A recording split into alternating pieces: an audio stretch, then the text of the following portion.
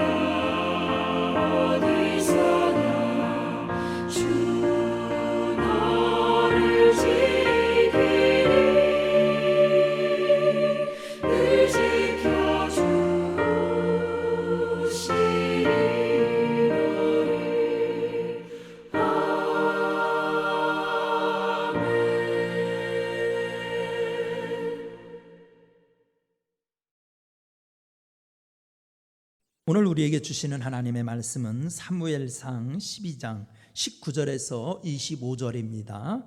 여러분 가정에서 같이 저와 함께 교독하십시다. 19절부터 모든 백성이 사무엘에게 이르되 당신의 종들을 위하여 당신의 하나님 여호와께 기도하여 우리가 죽지 않게 하소서. 우리가 우리의 모든 죄에 왕을 구하는 악을 더하였나이다.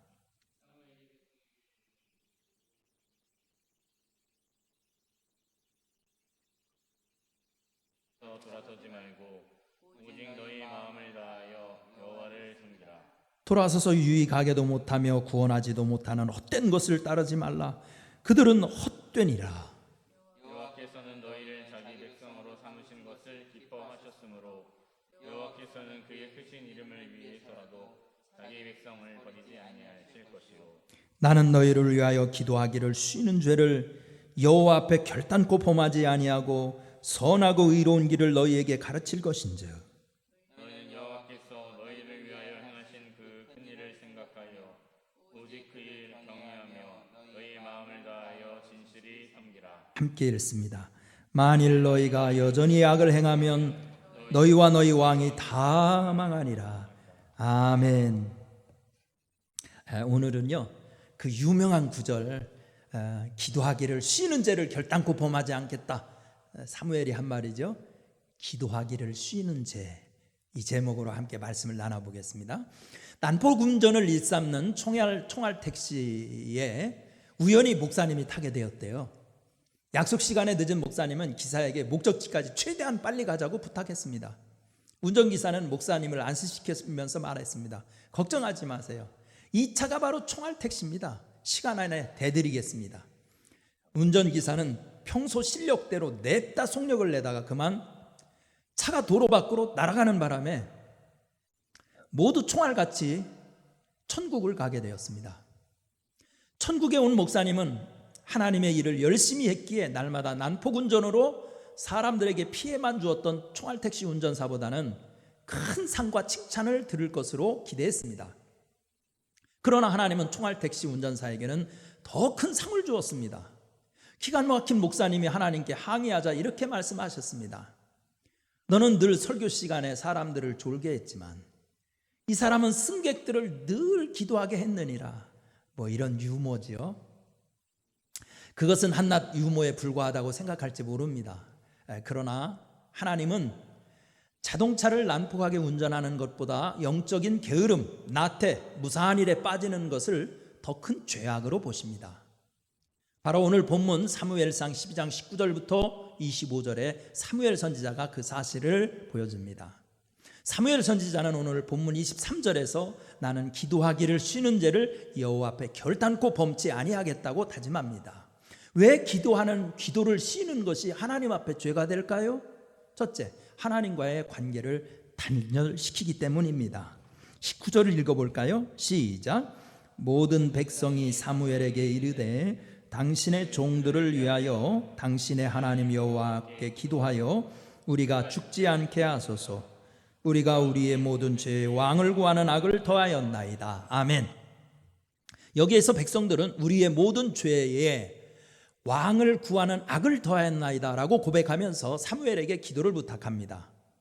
그들은 자신들의 시대가 암울한 것은 지도자의 잘못이라고 생각했습니다. 그래서 선지자가 나라를 다스리는 제도를 바꿔갖고 왕이 다스리는 제도로 바꾸자고 줄기차게 요구했던 것입니다. 그러나 뒤늦게 깨닫고 보니까 그들의 역사가 퇴보를 거듭하는 이유는 근본적으로 하나님께서 멀어진 것, 바로 그 죄악 때문이었음을 알게 된 것입니다. 결국 이스라엘의 기도를 쉰 결과 영적으로 하나님에게서 멀어지고 더 나아가 불순한 동기로 왕을 구하게 된 것입니다. 성경이 알려주는 하나님과의 가장 확실한 영적 교제의 수단은 기도입니다. 기도는 영혼의 호흡입니다. 호흡은 생명의 근원이기에 쉬지 않고 해야 하는 것처럼 기도도 그렇습니다. 기도는 호흡과 같은 기능을 하기에 멈추면 하나님과의 관계가 단절되고 하나님과의 관계가 단절되면 성도의 모든 삶이 빗나가게 되어 있습니다. 그래서 예수님은 항상 기도하라고 누가복음 18장 1절에서 말씀하셨고, 바울은 쉬지 말고 기도해야 한다고 데살로니가전서 5장 17절에서 가르친 것입니다. 물고기가 물을 떠나 살 수 없듯 성도는 하나님에게서 멀어져서 살 수 없습니다. 기도 생활에 성실하며 하나님 안에 늘 거하셔서 여러분 승리하시기 바랍니다. 두 번째, 우리가 기도하는 게 왜 죄냐? 하나님의 사명을 망각하게 하기 때문이라는 거예요. 하나님의 사명을 망각하게 한다. 22절 같이 읽어보겠습니다. 여호와께서 너희를 자기 백성으로 삼으신 것을 기뻐하셨으므로 여호와께서는 그의 크신 이름을 위해서라도 자기 백성을 버리지 아니할 것이요. 아멘. 여기에 사무엘은 이스라엘 백성의 정체성을 두 가지로 밝혀줍니다. 첫째는 하나님의 선택받은 백성이라는 것이고, 둘째는 하나님의 크신 이름을 높이도록 부름받은 자들이라는 것입니다. 이스라엘이 하나님의 선택을 받은 것은 자기의 유익을 위해서 택하지 않으셨습니다. 하나님께서는 온 세상의 구원을 위하여 이스라엘을 제사장 나라로 삼아서 열방을 위한 도구로 선택하신 것입니다. 그들에게는 분명한 하나님의 사명이 있었습니다.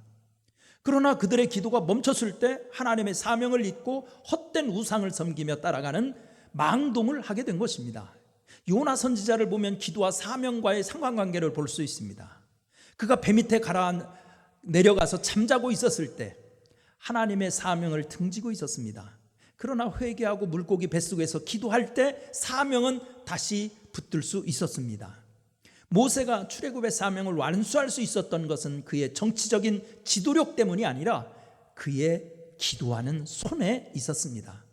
그래서 종교교역자 마르틴 루터는 매일 2시간씩 기도했고, 감리교회 주상 요한 웨슬리 목사님은 60년 동안 새벽 4시에 일어나 2시간 이상 기도하였던 것입니다. 또한 고아의 아버지 조지 뮬러가 빈손으로 10만 명 이상의 고아를 양육할 수 있었던 것도 오직 기도에 있었습니다. 그리스도인은 하나님의 사명자입니다. 지속적인 기도 생활로 하나님의 사명을 잊지 않고 잘 감당하시기 바랍니다. 세 번째, 왜 기도를 쉬는 게 죄냐? 영적 성장을 방해하기 때문입니다. 영적 성장을 방해한다. 24절 같이 읽어볼까요? 시작. 너희는 여호와께서 너희를 위하여 행하신 그 큰 일을 생각하여 오직 그를 경외하며 너희 마음을 다하여 진실이 섬기라. 여기에서 사무엘은 선하고 의로운 도로 너희를 가르칠 것이라고 다짐합니다. 선하고 의로운 길이란 20절과 24절에서 말한 오직 너희 마음을 다하여 여호와를 섬기라는 말씀을 가리킵니다.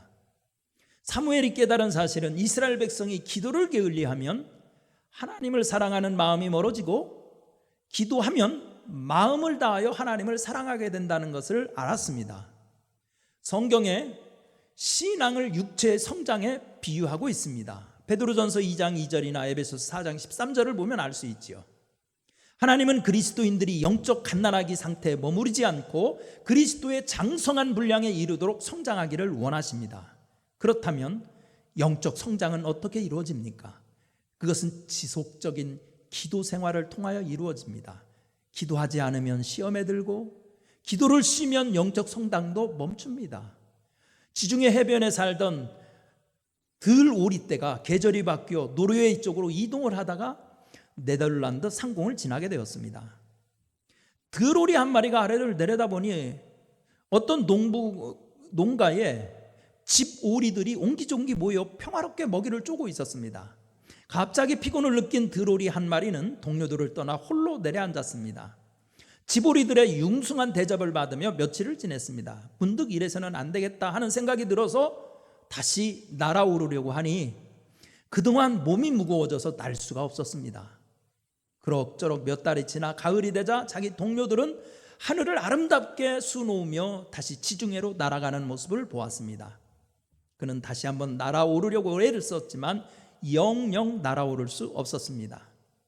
결국 살이 오른 들오리는 주인의 식탁에 오르고 말았습니다. 키엘케고르의 낙오된 들오리 이야기는 기도를 쉬는 결과를 깨닫게 하는 교훈입니다. 기도를 시작하십시오. 삶이 분주하고 피곤하여 기도를 멈추었던 분들도 다시 시작하셔야 합니다. 영국 속담에 한 마리의 꿀벌을 잡아 들 수는 없다. 오직 여러 마리의 꿀벌만 잡아들 수 있다라는 말이 있다고 합니다. 꿀벌은 한 마리만 고립시키면 의욕이 없어 일도 하지 않고 일찍 죽어버린다고 합니다. 하나님은 이 세상에서 그리스도인들도 그렇게 살아가도록 만드셨습니다. 혼자 하면 너무나 어려운 일도 함께 하면 쉬울 때가 있습니다. 여러분, 한 주간 동안 한 번이라도 누구와 함께 기도하겠다는 다짐으로 이번 주간을 지내시기 바랍니다. 그 일을 통해서 하나님이 주시는 기쁨과 위로가 우리가 기대한 것보다 훨씬 크다는 것을 경험하게 될 것입니다. 기도의 승리자들이 되시기를 축원합니다. 은혜로우신 하나님, 우리는 기도를 쉬는 것을 죄라고 생각하지 않습니다. 피곤하면 쉴 수 있고 바쁘면 쉴 수 있고 내 마음이 복잡하면 쉴 수 있다고 합리화시키면서 우리 믿음 생활 대충 할 때 참 많습니다. 그러나 사무엘은 분명히 기도를 쉬는 것을 죄라고 말했는데 우리도 그런 의식을 가지고 기도에 힘쓰게 하여 주시어서 우리가 하나님과의 교제가 살아있고 사명이 살아있고 믿음이 살아있는 신앙생활을 할 수 있도록 영력을 더하여 주옵소서. 오늘도 새 힘 주시고 기도의 영안을 밝혀 주옵소서. 예수님의 이름으로 기도드리옵나이다. 아멘.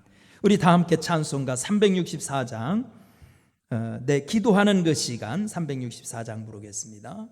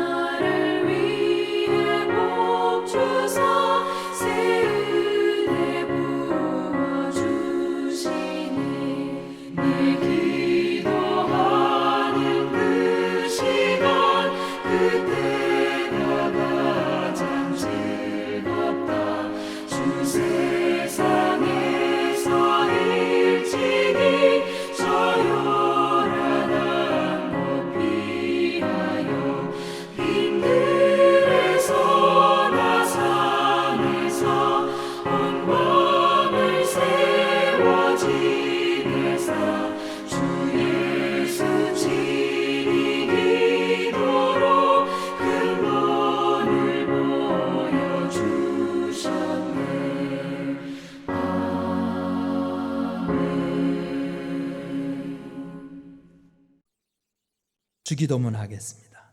하늘에 계신 우리 아버지여, 이름이 거룩히 여김을 받으시오며 나라가 임하시오며 뜻이 하늘에서 이루어진 것 같이 땅에서도 이루어지이다. 오늘 우리에게 일용할 양식을 주시옵고 우리가 우리에게 죄 지은 자를 사하여 준 것 같이 우리 죄를 사하여 주시옵고 우리를 시험에 들게 하지 마시옵고 다만 악에서 구하시옵소서. 나라와 권세와 영광이 아버지께 영원히 있사옵나이다. 아멘.